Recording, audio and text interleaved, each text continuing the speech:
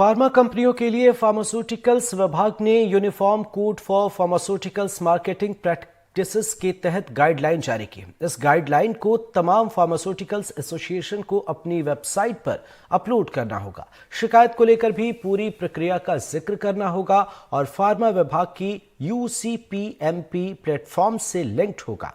यानी पूरी तरह से फार्मा कंपनियों पर नजर और निगरानी रखने की तैयारी। फार्मा कंपनियों पर सरकार की निगरानी अब सख्त होगी। दवा कंपनियों को क्या करना है और क्या नहीं, uniform code for pharmaceutical marketing practices के तहत फार्मास्यूटिकल्स विभाग ने ये साफ कर दिया है। इससे पहले 2014 की गाइडलाइन फार्मा कंपनियों के लिए थी, लेकिन उसमें इस तरह की सख्ती नहीं थी। अब pharma company health care professional को किसी तरह का गिफ्ट, कहीं आने जाने का खर्च, होटल में रुकने का इंतजाम या फिर आर्थिक लाभ नहीं पहुंचा पाएंगे। हेल्थ केयर प्रोफेशनल के परिवार के सदस्यों को लेकर भी कई तरह की पाबंदी होंगी। मुफ्त सैंपल भी क्वालिफाइड डॉक्टरों को ही दे सकेंगे। इतना ही नहीं, इसका लेखा जोखा भी कंपनियों को रखना होगा ताकि फ्री सैंपल भी तय मात्रा से ज्यादा न दिए जा सकें। बाजार में उतारने की इजाजत से पहले किसी भी दवा का प्रमोशन फार्मा कंपनी नहीं कर सकेगी। यही नहीं, इस नई गाइडलाइन में प्रोडक्ट के विज्ञापन को लेकर भी सावधानी बरतने और सख्ती से पालन करने के निर्देश हैं। प्रोडक्ट को लेकर किसी तरह का कोई दावा या फिर किसी प्रोडक्ट से तुलना करने को लेकर भी दिशा निर्देश इस कोड में है। मैं कहूँगा कि ये बहुत अच्छा स्टेप है जो एक क्लैरिटी लाता है। हमारी इंडस्ट्री के लिए अच्छा है, हमारी इंडस्ट्री को एडवांस होने के लिए हेल्प करेगा।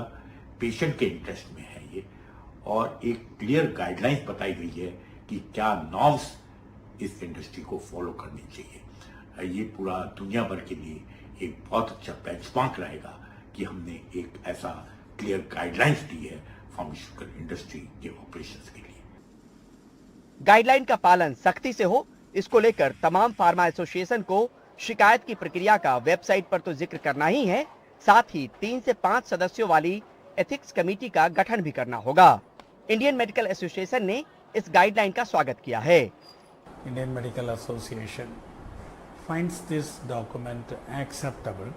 इंडियन मेडिकल एसोसिएशन इन दस्तावेजों को स्वीकार्य मानता है और जिन अभ्यासकर्ताओं का उल्लेख किया गया है वो शायद फार्मा उद्योग के सभी लोगों के लिए स्वीकार्य होने चाहिए। कोई भी उद्योग या कोई भी व्यवसाय जो रोगी और उसकी देखभाल पर आधारित है, उसे अंततः चिकित्सा नैतिकता का पालन करना चाहिए, which is based on a patient and patient care, should ultimately follow medical ethics.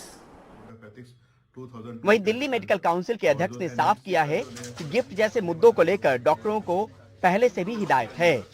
अब फार्मा विभाग की इस सख्ती से स्थिति और बेहतर होगी।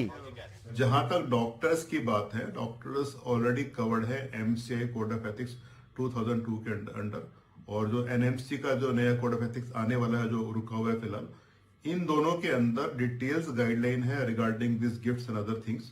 तो डॉक्टर्स ऑलरेडी कवर्ड हैं और एक्सपेक्टेड है कि डॉक्टर्स को फॉलो भी करते होंगे। ये बाकी अच्छा है, मुझे लगता है इस तरह की बातें, इस तरह के अगर रिमाइंडर्स या रूल्स आते रहते हैं तो लोगों को याद भी रहता है। दवा, दावा और बाजार के दांवपेच, मुनाफा बनाने और किसी हद तक जाने की पुरानी परंपरा को तोड़ने, रोकने के लिए ऐसी सख्ती की सख्त जरूरत थी।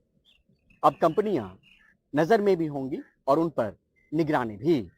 लिहाजा मानकर चलिए कि बाजारवाद और प्रतिस्पर्धा के इस दौर में इस तरह की नीति अनैतिक तौर तरीकों को रोकने में कारगर होगी। नई दिल्ली से परिमल कुमार, NDTV इंडिया।